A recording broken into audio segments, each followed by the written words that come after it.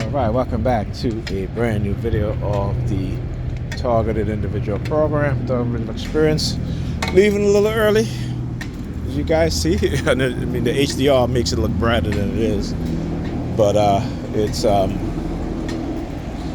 is it, a little after 7. Hopefully I get home in time and get to relax for the night. But anyhow, the New York Predator Department, again, in-home surveillance, started with the remote node monitoring also. Went to get my book bag and they started using the sirens. As I said, book bag, they just used the sirens again. This is what they do, all right? Now, let's see. What else? Yeah, so Pam got in the house, came home. I asked her, where's Ethan? Like you do the elbow thing. I'm gonna do the same thing too. Hand signal. See that? See the hand signal he just did? Hopefully I didn't look at the phone to make sure that I got it, but I guess when I get home I'll play it back and see.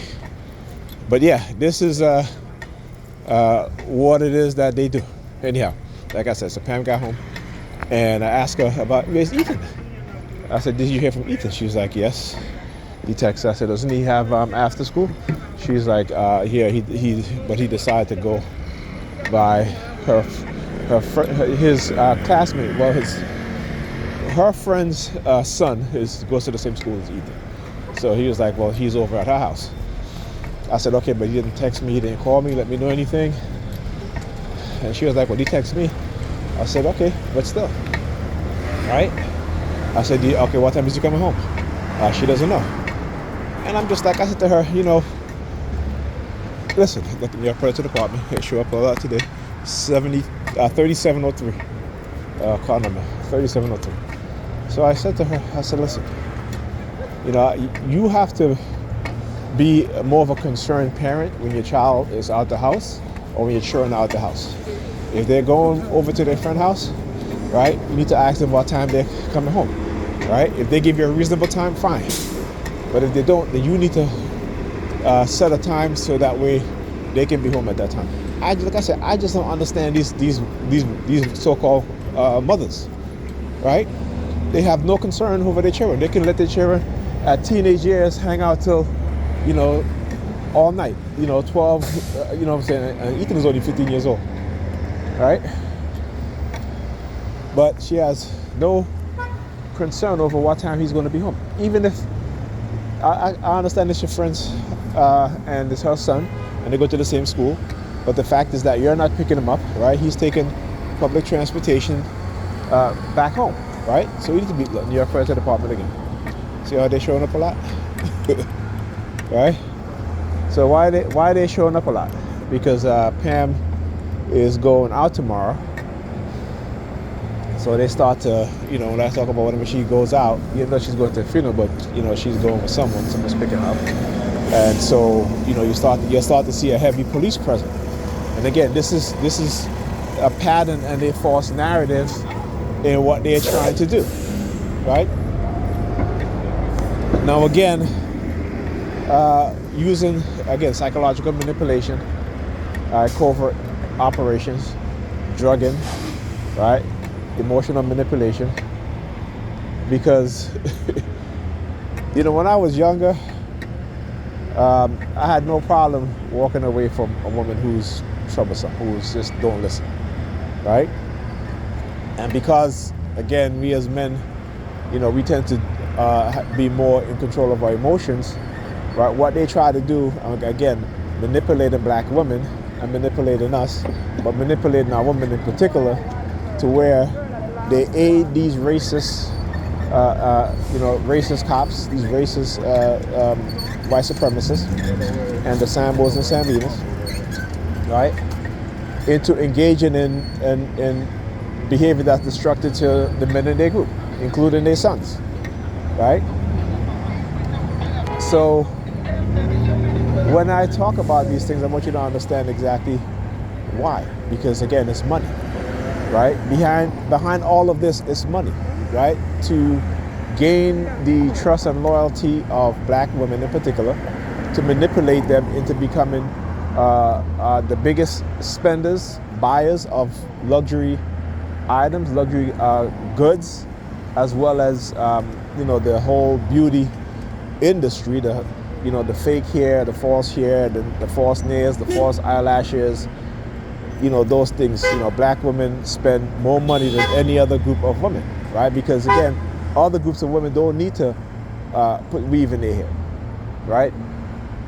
So black women are constantly trying to look like, white women, right? In the sense that they don't want to wear their natural hair in mass.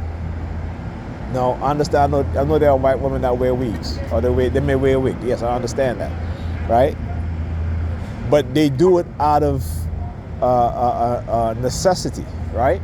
Meaning that if they want to switch up their look, right, once in a while, they'll do that. But every single day, they're not having weave in their head. Every single day, they're not wearing a wig. They're wearing their natural hair, right? Because black women have been taught to hate themselves and to hate their natural hair. And even though black men, we've been saying, we want your natural hair. Okay, look, even if you're permanent, at least it's still your natural hair, right? Because a lot of these women don't even wash their hair, their weave, don't even wash their wigs, right? So that's the shit that we got to deal with. They don't think about that shit. You know what I'm saying? That guy, if a woman say that, man, you got to send, and that man say, well, your weave smell all the time. That shit I got to deal with. And I'm a man, I perspire, so of course I'm having sex. Let me go take a shower, right? But you got to deal with their smelly hair, their smelly weave, I should say, in the bedroom, whenever you go out, when you take, what I'm saying? That's what you got to do, because a lot of them, they don't, once they got weave in their hair, they don't wash that shit. Other groups of women, they wash their hair almost every day, because they wear their hair natural. And if black women wore their hair natural, they wash their hair almost every single day. But they don't think about that shit. Okay? So, like I said, it is their condition to be the consumer for these corporations that uses them, right? Now we know corporations are heavily invested in the police department, the Predator Department all across America. We see some of the biggest donors to police departments financially are corporate America. Walmart, Target, a lot of these, as a matter of fact, Target, who has other business besides just, the consumer shopping and stuff like that in terms of products, but they run across America. They have forensic labs. They have other businesses that they're into, right? And the police use Target forensic labs and stuff like that. So again, they are very, very vested in this. And this is, like I said, we have to understand what's going on. We have to understand how they're using us, how they've created the gender war, how they condition black women to be a certain way, to believe certain things, and to, again, not build a community, because it takes family to build a community. And what they've done is destroy families using, again, covert psychological operations, right? And technology. And also drugs. Drugs is a big part of it. All right, so again, when they try to engage in, these covert operations, and they know exactly who to attack, right? They know exactly who to attack, because what they're doing is that they're looking for leaders, right? They are looking for leaders. They are looking for black leaders, young black men and women, right?